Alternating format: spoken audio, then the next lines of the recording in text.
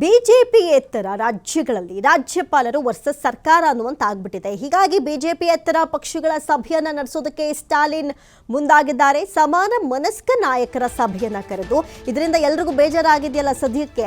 ಆಡಳಿತ ಪಕ್ಷಗಳಿಗೆ ರಾಜ್ಯಪಾಲರು ಬಂದು ಈ ರೀತಿ ಮಾಡಿರೋದು ಕೇರಳ, ತಮಿಳುನಾಡು, ಕರ್ನಾಟಕದಲ್ಲೂ ನಡೆದು ಹೋಯ್ತಲ್ಲ. ಹೀಗಾಗಿ ಸಮಾನ ಮನಸ್ಕ ನಾಯಕರನ್ನೇ ಸಭೆಗೆ ಕರೆದು ಏನೆಲ್ಲ ಮಾಡಬೇಕು, ಏನೆಲ್ಲ ಮಾಡಬಹುದು ಎನ್ನುವಂಥ ಲೆಕ್ಕಾಚಾರ ಸ್ಟಾಲಿನ್ದು. ಚುನಾಯಿತ ಸರ್ಕಾರದ ಮೇಲೆ ಪದೇ ಪದೇ ಗದ ಪ್ರಹಾರ ಮಾಡ್ತಾ ಇದ್ದಾರೆ. ಕೇಂದ್ರದ ಪರೋಕ್ಷ ಅಣತಿಯಂತೆ ಇವರೆಲ್ಲ ಅಂದ್ರೆ ರಾಜ್ಯಪಾಲರು ನಡೆದುಕೊಳ್ತಾ ಇದ್ದಾರೆ ಎನ್ನುವಂಥ ಆರೋಪ ಇವರದ್ದು. ಹಾಗಾಗಿ ಬಿಜೆಪಿಯೇತರ ರಾಜ್ಯಗಳ ಸಿಎಂಗಳ ಸಭೆಯನ್ನ ಕರೆಯೋದಕ್ಕೆ ಒಂದು ಕಡೆ ಚಿಂತನೆಯನ್ನ ನಡೆಸಲಾಗ್ತಾ ಇದೆ. ಯಾಕಂತ ಹೇಳಿದ್ರೆ ಅಲ್ಲೂ ಕೂಡ ಇದೇ ರೀತಿ ಆಯಿತು.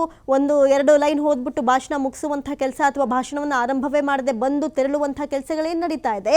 ಇದು ಒಂದು ಕಡೆ ಆಡಳಿತ ಪಕ್ಷಕ್ಕೆ ಒಂದು ಸಖತ್ ಬೇಜಾರಾಗಿರುವಂಥದ್ದು. ಅದನ್ನೇ ಮುಂದೆ ಇಟ್ಕೊಂಡು ಇದೀಗ ರಾಜ್ಯಗಳ ಅಂದ್ರೆ ಯಾವೆಲ್ಲ ಈ ರೀತಿ ಆಗಿದೆಯೋ, ಈಗ ಕೇರಳ, ತಮಿಳುನಾಡು, ಕರ್ನಾಟಕ ಸರ್ಕಾರದ ಸಿಎಂಗಳನ್ನ ಸಭೆಗೆ ಕರೆಯೋದಕ್ಕೆ ಸ್ಟಾಲಿನ್ ಚಿಂತನೆಯನ್ನ ನಡೆಸ್ತಾ ಇದ್ದಾರೆ. ಹೀಗಾಗಿ ಶೀಘ್ರದಲ್ಲೇ ಸಿಎಂ ಸಿದ್ದರಾಮಯ್ಯ, ಪಿಣರಾಯಿ ವಿಜಯನ್, ಪಂಜಾಬ್ ಸಿಎಂ, ಪಶ್ಚಿಮ ಬಂಗಾಳದ ಸಿಎಂ ಸೇರಿದಂತೆ ಉಳಿದ ರಾಜ್ಯಗಳ ಸಿಎಂಗಳನ್ನು ಸಭೆಗೆ ಕರೆದು ಚರ್ಚೆಯನ್ನು ನಡೆಸೋದಕ್ಕೆ ಚಿಂತನೆ ಮಾಡಲಾಗ್ತಾ ಇದೆ. ಎಲ್ಲರ ಅಭಿಪ್ರಾಯವನ್ನು ಪಡೆದು ಕಾನೂನು ಹೋರಾಟಕ್ಕೆ ಮುಂದಾಗಬೇಕು ಅನ್ನೋದು ಸ್ಟಾಲಿನ್ನ ನಿಲುವು. ತಮಿಳುನಾಡು, ಕೇರಳ, ಕರ್ನಾಟಕದಲ್ಲಿ ರಾಜ್ಯಪಾಲರ ವಿರುದ್ಧ ಕೇಳಿ ಬಂದಿರುವಂಥ ಆರೋಪ ವಿಪಕ್ಷದವರಂತೆ ರಾಜ್ಯಪಾಲರು ನಡೆದುಕೊಳ್ತಾ ಇದ್ದಾರೆ ಎನ್ನುವಂಥ ಆರೋಪ. ಹೀಗಾಗಿ ಸಮಾನ ಮನಸ್ಕರ ಸಭೆಯನ್ನ ಕರೆಯೋದಕ್ಕೆ ಈಗ ಮುಂದಾಗಿದ್ದಾರೆ ಸ್ಟಾಲಿನ್.